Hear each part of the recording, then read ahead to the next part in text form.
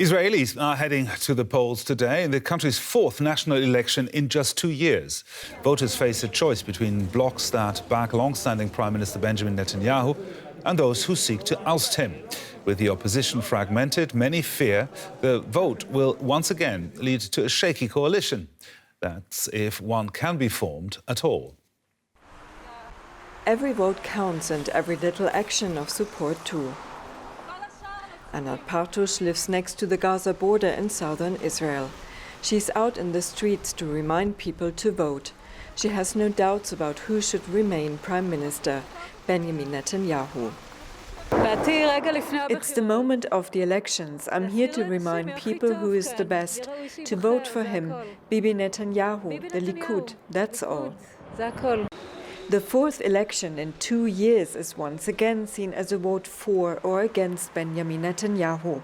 The leader of the Likud party ran his election campaign on the much-admired COVID-19 vaccination drive and the reopening of the economy. This time he has several challengers, all running on an anything-but Netanyahu ticket. Yair Lapid with his centrist Yesh Atid party is second in the polls. Ex-Likud politician Gideon Sa'ar with New Hope also aims to replace Netanyahu, just like right-winger Naftali Bennett from Yamina, who's left it open whether he would join a coalition with Netanyahu. We have about 3 to 4 leaders of the anti-Netanyahu camp standing divided against Netanyahu. So if you stand together but you are divided, the ability of co-working is very limited. So the ability for them to form a coalition that will be able to govern and will be able to survive is improbable. To reach a majority in the Knesset, the Israeli parliament, and to form a government, parties need to get 61 out of 120 seats. For many Israelis, Netanyahu has become an increasingly divisive figure.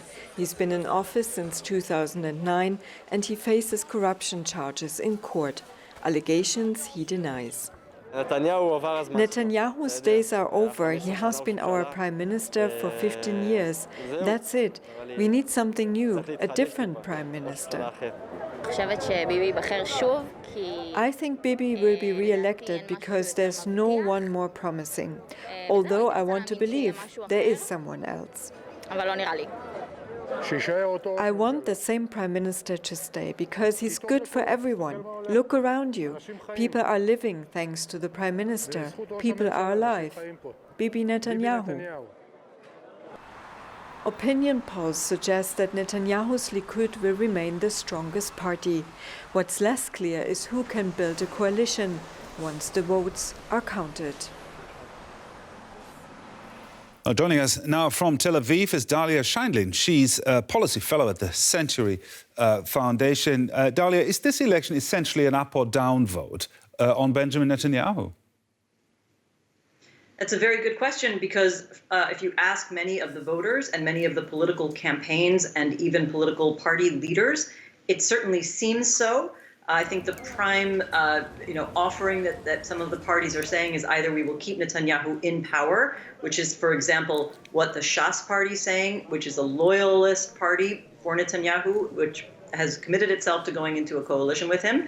And, of course, the challenger on the right, the breakaway party of Gideon Sa'ar, who left Likud in order to challenge Netanyahu. However, it's worth remembering that Israelis view Netanyahu as either someone they love or hate, not because of pure emotion, but because he represents fundamentally distinct views on ideology, policy, on the core issues that define Israeli life, from the Israeli-Palestinian conflict to the nature of Israel's democratic institutions, the judiciary, to some extent the economy, socially liberal ideas versus conservative religious views. And so Israelis are voting on Netanyahu in support of a worldview and which direction the country will go next.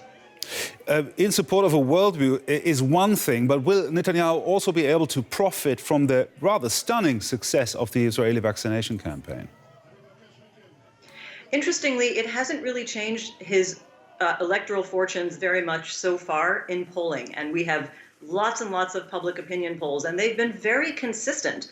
Netanyahu has 36 seats in the outgoing Knesset and his range, almost without any variation over this entire election campaign in the surveys, has been 28 to 30 seats, with a very slight rise towards the end, in which a couple of surveys gave him 32 seats. Now, it certainly makes him the strongest party, but it looks like he will be losing some seats relative to the last election. You might look at the success of the vaccination policy and the rollout as retaining his votes in a situation where he is vulnerable. As you've pointed out, he is currently on trial for 3 different counts of corruption. Many Israelis simply think he's been around too long. He has been serving for the last 12 years, 15 years cumulatively, if you count the 1990s. And in a normal situation, you would expect his vote to drop. So perhaps the vaccinations have helped him retain first place, but they don't appear to be pushing him any stronger. And certainly the pro-Netanyahu parties, those who would go into the bloc in a coalition with him, are still not crossing 60 seats in any of the surveys. We'll see what happens, of course, and we can always expect surprises, but it doesn't seem like the vaccinations have changed people's minds for or against him. Political analyst Dalia Shanlin in Tel Aviv. Thank you, Dalia. Thank you.